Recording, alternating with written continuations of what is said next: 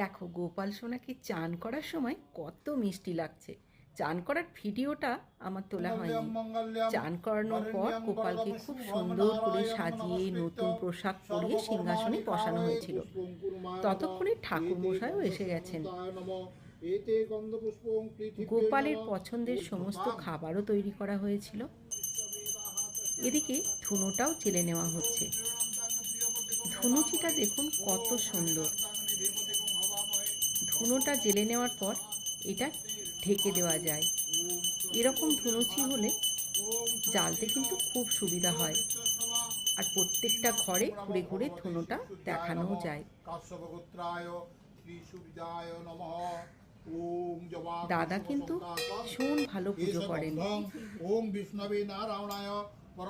গোপালের পছন্দের সব খাবারও ছিল, লুচি, তালের বড়া, মালপোয়া, বিভিন্ন ধরনের নাড়ু, ফল, মিষ্টি।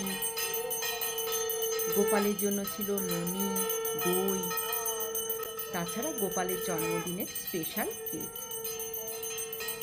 সবাই মিলে খুব সুন্দর করে আমরা পুজোটা দেখলাম। গোপালকে বস্ত্র নিবেদন করা হচ্ছে।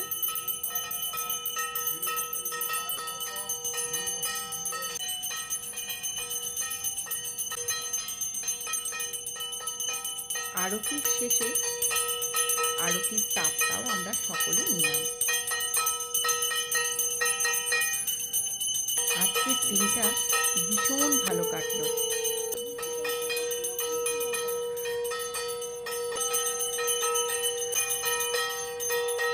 আরতির পর আমরা সবাই পুষ্পাঞ্জলিও দিয়ে নিলাম।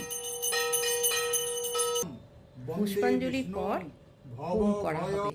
জন্মাষ্টমীতে হোম করতেই হবে এরকম কোনো নিয়ম নেই, তবে বাড়িতে পুজো হলে হোম হলে ভীষণ ভালো লাগে। তাই ঠাকুরমশাই হোমটাও খুব সুন্দর করে করে নিলেন।